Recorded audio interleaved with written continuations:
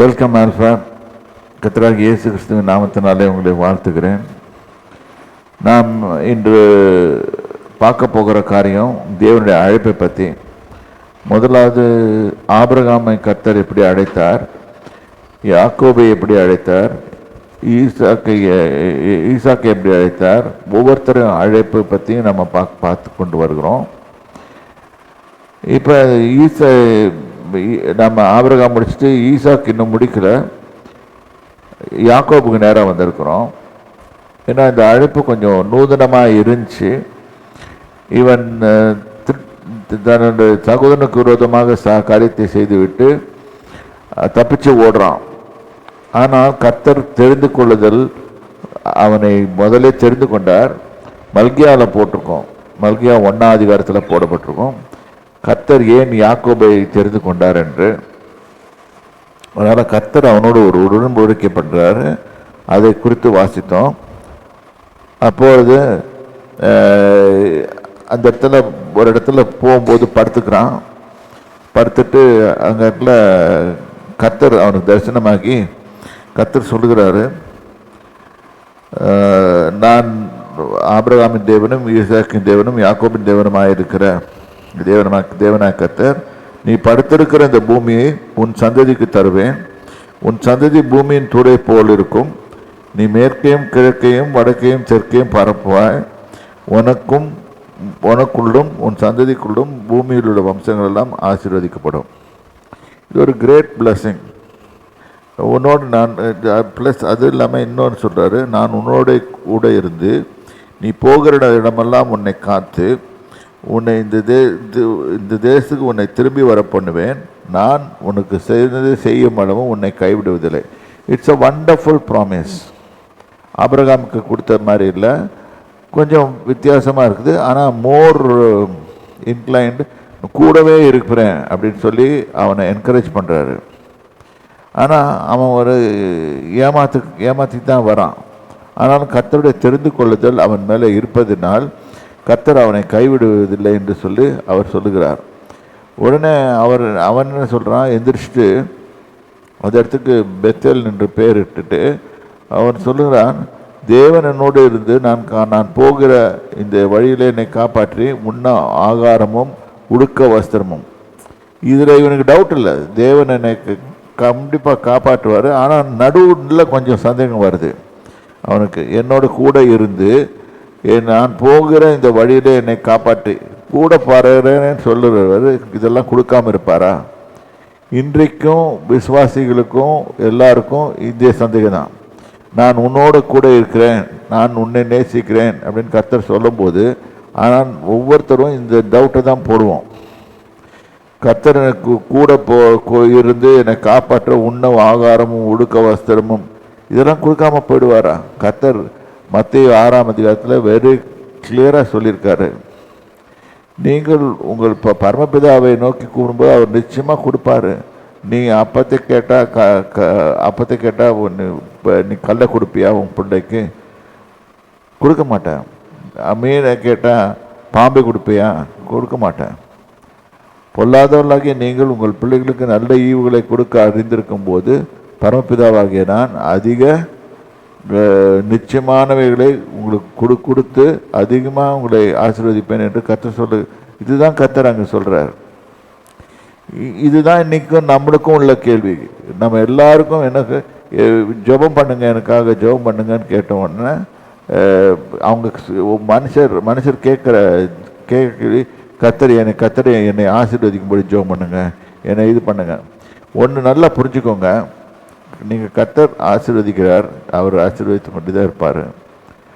ஆனால் நீங்கள் மனசில் நீங்கள் நினைக்க வேண்டியது, வானத்தையும் பூமியும் படைத்து அவர் பேர் அதோனாயின்னு ஒரு பேர் இருக்குது. அப்படின்னா ஓனர்னு அர்த்தம். ஓனர்னா ஹி ஓன்ஸ் த வேர்ல்டு. ஆகவே நாங்கள் எங்கே போய் கேட்கணும்னு சொன்னால், அவர்கிட்ட போயிட்டு அவர்கிட்ட நம்ம போய் என்ன கேட்கணும்னு கேட்டால், கர்த்தாவே எனக்கு இது வேணும் அப்படின்னு கேட்கும்போது, கேளுங்கள் அப்பொழுது கொடுக்கப்படும் சொன்னீங்களே, இப்போ கேட்குறேன் அப்படின்னு சொல்லிட்டு அவர்கிட்ட நம்ம நேராக போய் கேட்கணும். ஏன்னா ஹீ இஸ் த ஓனர். இதை விட்டுட்டு நம்ம வெவ்வேறு காரியங்களில் நம்ம ஈடுபடுவோம். இதனால தான் நமக்கு தோல்விகளும் பயங்களும் எல்லாம் வருகிறது. இப்போ நம்ம என்ன பண்ணுறோன்னா, இன்னைக்கு இவர் யாக்கோபு மாதிரி என்னை காப்பாற்றி என் ஆகாரம் உணவு வஸ்திரமும் எனக்கு தந்து என் தகப்பன் வீட்டுக்கு சமாதானத்தோடு திரும்பி வரப்படுவார். கர்த்தர் அப்படியானால் கர்த்தர் என் தேவனாக இருப்பார். கர்த்தர் எப்பவுமே தேவனாக தான் இருப்பார்.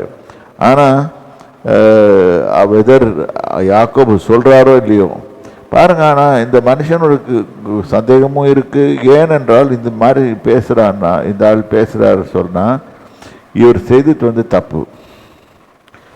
அடுத்தது, நான் நிறுத்தின இந்த கல் தேவனுக்கு வீடாகும், தேவரீர் எனக்கு தரும் எல்லாவற்றிலும் உமக்கு தசம பாகம் செலுத்துவேன். அப்போ இந்த பத்திய தசம பாகம் கொடுக்கறதெல்லாம் செலுத்தும் போதுன்னா ஈசாக்கு செய்தார், ஆபிரகாம் செய்தார், இதெல்லாம் மெல்கிசேதேக்கு அவர்கள் சொல்லி கொடுத்தார். இது இவருக்கும் அது ஷேர் பண்ணப்பட்டிருக்கிறது, இது தெரிஞ்சுக்கணும். அப்போ நெக்ஸ்ட் என்ன பண்ணுறாரு, யாக்கோபு பிரயாணம் பண்ணி கீழ்த்திசையார் தேசத்தில் போய் சேர்ந்தான். அப்படியே இந்த மேப்பு, அன்ஃபார்ச்சுனேட்லி இங்கே மேப் இல்லை, அங்கேருந்து சீரியா தேசத்துக்கு வந்துட்டுருக்கான். கீழ்த்திசையாருக்கு போய் சேர்ந்தான். அங்கே வயல்வெளியிலே கிணற்றையும் அதை மடக்கி இருக்கிற 3 ஆட்டு மந்தைகளையும் கண்டான். அந்த கிணற்றிலே மந்தைகளுக்கு தண்ணீர் காட்டுவார்கள். அந்த கிணற்றின் பெரிய கல்லால் அடைக்கப்பட்டிருந்தது அதன் வாய். இப்போ அந்த வாய் திறக்கப்பட்ட பொழுது தண்ணீர் எடுத்து காட்டுவார்கள் ஆடுகளுக்கு. ஆடுகள் அந்த தண்ணீரை குடித்து விட்டு செல்லும், மேய்ஞ்சிட்டு வந்துட்டு கம்ப்ளீட்டாக எடுத்துகிட்டு அப்புறம் நேரம் வீட்டுக்கு அதோட மந்தைகள்லாம் அது அவங்க இடத்துக்கு போயிடுங்க. அவ்விடத்தில் மந்தைகள் எல்லாம் சேர்ந்த பின் கிணற்றின் வாயில் இருக்கும் கல்லை புரட்டி மேய்ப்பர் புரட்டி ஆடுகளுக்கு தண்ணீர் காட்டி மறுபடியும் கல்லை முன்னிருந்தபடி வைப்பார்கள். கிணற்றின் வாயில் வைப்பார்கள். இது திருப்பி விழுந்துட்டா இந்த தண்ணியில் போய் விழுந்துடுவோம் ஆடுங்க. அது மாதிரி தான் ஒரு என்ன சொல்லலான்னா, ஒரு மாதிரி அனிமல்ஸ் தே கான்ட் அண்டர்ஸ்டாண்ட். கர்த்தர் சொல்கிறாரு, நீங்கள் ஆடுகள் தான், அதனால தான் யூ கான்ட் அண்டர்ஸ்டாண்ட். கர்த்தருடைய நல்ல காரியங்களையும் நல்ல பெரிய நம்ம வைத்திருக்கிற நம்ம மேலே வைத்திருக்கிற ஐடியாஸையும் நம்ம யோசனை பண்ண தொடங்கினோம்னா நம்மளுக்கு பெரியதாக இருக்கும். ஆனால் நம்ம அதை யோசனை பண்ண மாட்டோம். நம்ம வழியில் சொந்த வழியிலேயே போயிட்டு ஆடுகளை போல வழி தப்பித்திருந்து தான் போய் 53 போட்டு நம்ம எல்லாரும் அவனவன் சொந்த இச்சைப்படி செய்து ஆடுகளை போல வழி தப்பித்திருந்தோம். அதனால தான் அந்த ஆடுகளை மீட்பதற்காக இயேசு கிறிஸ்து வந்தார். இது நல்லா புரிஞ்சுக்கோங்க. ஸோ இந்த இடத்துல அந்த இடத்துல இவங்க கணத்தில் வைப்பார்கள். அவர்களை பார்த்து நீங்கள் எவ்விடத்தார் என்றார்கள். அவர்கள் நாங்கள் ஆரான் ஊரார். இங்கே தான் வர வேண்டிய இடத்துக்கு தான் வந்திருக்காரு. அப்போது நாகோரின் குமாரனாகிய லாபானர், அதாவது அவங்க மாமாவை பற்றி கேட்குறான். நான் லாபானை அறிவோம் என்றார்கள். அவன் சுகம். இப்போ இது now we are go in detail. எப்படி அவன் ஒவ்வொரு காரியத்தையும் மேற்கொண்டான் என்று மேற்கொண்டான். தோல்வி அடைந்தான் சில காரியங்களில் மேற்கொள்ள செய்தான். இது எப்படி அடைந்திருக்கான்? ஏன்னா நம்ம யோசிச்சு சில பேர் யோசனை பண்ணுவாங்க, அவன் ஏமாற்றிட்டு வந்திருக்கானே, கர்த்தர் எப்படி அவனை ஆசீர்வதிக்கார்? இல்லை, அவன் ஏமாற்றிட்டு வந்தான், அவனும் இங்கே ஏமாற போகிறான். அதையும் புரிஞ்சுக்கணும். மனுஷன் எதை விதைக்கிறானோ அதே அறுப்பான். அது இவனுக்கு இங்கே நடந்தது. அவன் சுகமாக இருக்கிறானா என்று விசாரித்தான். அதற்கு அவர்கள் சுகமாக இருக்கிறான் என்றார்கள். அதற்கு அவன் குமார்த்தியாக ராகேல் அங்கே அதோ ஆடுகளை ஓட்டி கொண்டு வருகிறாள் என்று சொன்னார். எல்லாத்தையும் மந்தையெல்லாம் மேய்ச்சி முடிச்சிட்ட பிறகு ஆடுகளை ஓட்டி கொண்டு கணத்துக்கிட்ட வரா. இப்போ தான் ஃபஸ்ட் டைம் பார்க்குறான். எதாவது சொல்லுவாங்களே, பெரியவங்கெல்லாம் சொல்லுவாங்களே, லவ் அட் ஃபர்ஸ்ட் சைட் மாதிரி.